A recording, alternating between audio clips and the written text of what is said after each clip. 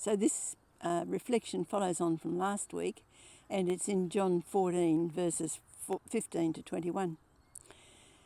And we said last week the setting is right before Jesus' death, and Jesus has just told his disciples that he's going to be leaving them.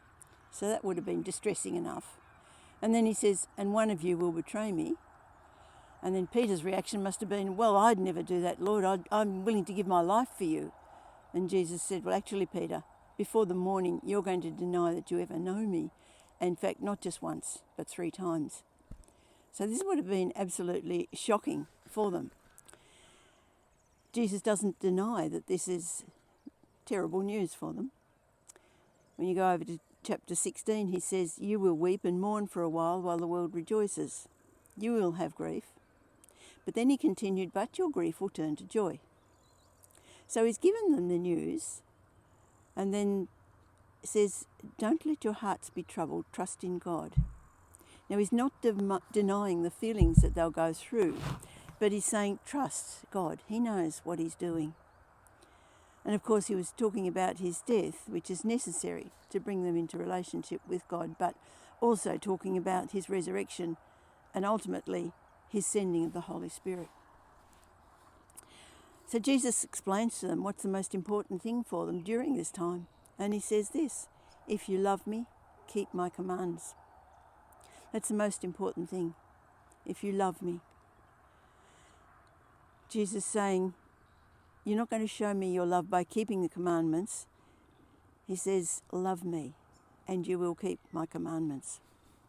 And then comes the promise of the Holy Spirit.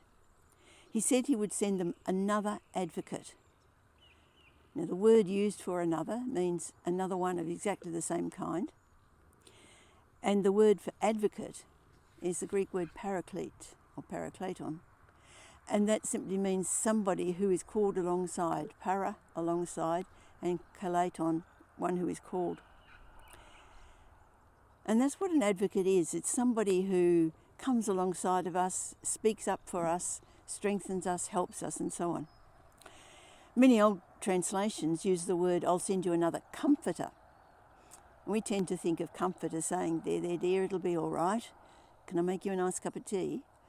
Whereas actually, the word comfort comes from Latin, cum, with, fortis, strength. And so it really is a strengthener. There is actually a little part of the Bayeux Tapestry, which is telling the story of the 1066 conquest of Britain. And in it, there's a section where King John is comforting the troops. And he's comforting them with a sword. He's poking them with a sword. Not our idea of comfort, but he is strengthening them, saying, come on guys, you can do it. While Jesus was on earth, he was their advocate, he was their strengthener. But after his death, resurrection and ascension, he says, I'm going to send you another one of exactly the same kind, and he will be your advocate and your strength. The Holy Spirit is the presence of God on earth. He resides in the lives of people who follow Jesus. When we say yes to Jesus, the Holy Spirit comes and he joins with our spirit and gives life with our spirit. And so he's giving the God quality of life into our spirit. In verse 19 it says, because I live, you also will live. And on that day you will realize that I am in my Father and you are in me and I in you. Jesus' presence in our lives. It's because he and the Father are one. He and the Holy Spirit are one. And so the indwelling Spirit brings both Jesus and the Father present into our lives. In fact, he says this directly further on in verse 23. Anyone who loves me will obey my teaching. My Father will love them. We will come to them and make our home with them. And Jesus says now, the world can't accept, he's talking about the Holy Spirit, the world can't accept him because it neither sees him nor knows him. But you know him because he lives with you and will be in you. This is exactly what he was explaining to Nicodemus, if you remember that story. And Nicodemus had come to see Jesus at night and sort of find out a bit more about him. And Jesus said to Nicodemus, unless you are born again, you really can't see the things of God. And the born again refers to unless the Holy Spirit comes and gives life to your spirit, you're not going to be able to understand the things of God. It's only the Holy Spirit who can really understand the things of God. Paul says the same in 1 Corinthians 1:14. The person without the Spirit does not accept the things that come from the Spirit, but considers them foolishness and cannot understand them because they are discerned only through the Spirit. Now we see this truth today. We see that God's hand in something and it's quite amazing, quite miraculous. But someone without the Spirit will sort of look at the same thing and sort of try to find some physical explanation or just say, wow, what a coincidence. It does make us wonder how anyone can come to believe in God. Now we say the Holy Spirit indwells those who believe in Jesus, but he's also at the same time, he's constantly working on everyone else and showing them their need. He persuades, he invites, but he never forces. It's up to us to respond.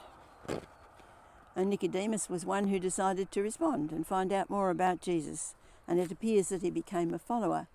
As we read later on at Jesus' death, Joseph of Arimathea and Nicodemus came and buried him. Nicodemus provided a large amount of the spices and things that were used for embalming. Jesus spoke to his disciples saying, look, you'll have grief for a while and then there'll be joy. And of course, the joy was referring to the fact they would see him again after his resurrection, but also the fact that when the Holy Spirit came, they would have his presence at all times and forever. It was no longer going to be dependent upon being with him physically. They'd have a sense of his constant presence wherever they went. This is the joy that's available to you and me. We can have the constant presence of Jesus and the Father wherever we go. His promise was, I will not leave you as orphans, I will come to you. We're not alone. We don't have to face life alone. God's with us through the presence of the Holy Spirit. If we've said yes to Jesus, then the Holy Spirit comes, he joins with our spirit.